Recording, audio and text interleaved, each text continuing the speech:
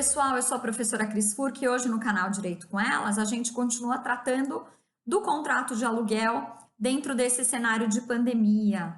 E, como eu havia prometido, até tendo em vista aqueles que não puderam participar da nossa live sobre o contrato de locação, eu trouxe algumas decisões que foram concedidas no que diz respeito ao contrato de locação dentro desse cenário de pandemia, tendo em vista, sobretudo, as dificuldades financeiras encontradas pelos locatários com relação ao pagamento dos aluguéis.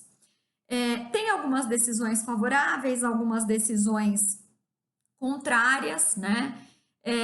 Mas a primeira delas que se verificou, em 30 de março, o Tribunal de Justiça do Paraná determinou a suspensão de um despejo. E essa suspensão foi determinada por quê? Justamente porque, concedendo-se a liminar de despejo, se verificaria o desatendimento do isolamento social. Então, o fato desse despejo ser promovido dificultaria aos locatários despejados o cumprimento do isolamento social. Portanto, foi suspensa essa liminar para a concessão do despejo em virtude do isolamento. Tem algumas outras decisões favoráveis à redução do valor dos aluguéis e principalmente, pessoal, quando a gente trata de locação em shopping center. Claro que cada segmento deve ser interpretado de um modo, levando em consideração o cenário de isolamento social e o fato dos shopping centers, sobretudo no estado de São Paulo, estarem ainda fechados. Se o segmento é de alimentação, ele pode funcionar e atuar no sistema de delivery, mas se eu tenho, por exemplo, uma loja de roupas, de sapatos, talvez o funcionamento seja um pouco mais difícil dentro desse cenário, considerando-se ainda que o setor de alimentação é essencial, né? O que se verificou em uma decisão do Distrito Federal, no dia 30 de março de 2020, foi a possibilidade do lojista suspender o pagamento do aluguel mínimo no shopping center e do fundo de promoção. Isso aconteceu também em Campinas, São Paulo. Nessas duas decisões, foi permitida a suspensão do pagamento desse aluguel mínimo e também do fundo de promoção e de publicidade do shopping. Claro que dentro desse cenário de pandemia. Agora, em outros setores, né? Por exemplo, o caso dos bufês, o que aconteceu foi que em Santos, São Paulo, se permitiu a redução de 40% no valor do aluguel por 90 dias, tendo em vista o cenário de pandemia e a teoria da imprevisão, nos termos do artigo 478 do Código Civil.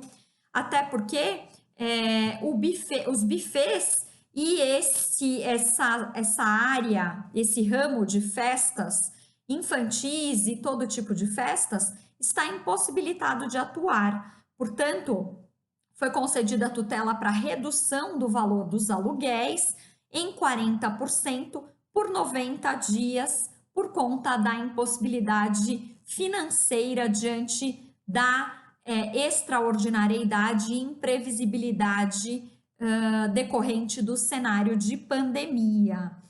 E, fato, os magistrados têm reconhecido as dificuldades econômicas das empresas, tendo em vista a queda no faturamento. É claro que eu sempre oriento, e assim como já foi dito em outras ocasiões, o acordo é a melhor saída e deve haver a possibilidade, por exemplo, de concessão de descontos progressivos, de isenções temporárias, focados sempre numa negociação em que ambas as partes podem ceder, tendendo-se principalmente à divisão dos prejuízos e o compartilhamento de esforços para a preservação do contrato nesses cenários de pandemia, mas, em último caso, tendo que se valer do Poder Judiciário, tem se entendido que é possível a renegociação dos contratos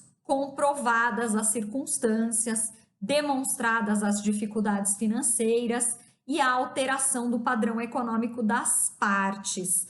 Em São Paulo, o Tribunal de Justiça concedeu a redução de 50% no pagamento de aluguel por parte de uma casa de shows que não tem como continuar no ramo faturando por conta desse cenário aí de pandemia. E até nessa decisão, o que se verificou, o que foi pontuado pelo magistrado, é que todos os atores dentro desse cenário social de pandemia têm tido algum prejuízo e que o mais adequado é que esse prejuízo possa ser partilhado entre as partes. Até em Curitiba, no Paraná, houve a suspensão do pagamento, suspensão temporária do pagamento do aluguel em uma loja de aeroporto, também tendo em vista a impossibilidade de faturamento dentro desse período tão escasso. E algumas tantas outras decisões no sentido de trazer alguma alteração, algum ajuste no contrato, sempre promovendo a manutenção e a conservação desse pacto contratual. Lembrando que qualquer acordo feito entre as partes deve ser formalizado, ainda que via WhatsApp, mas as partes devem ter sim a demonstração, a comprovação de que houve uma certa formalização do acordo.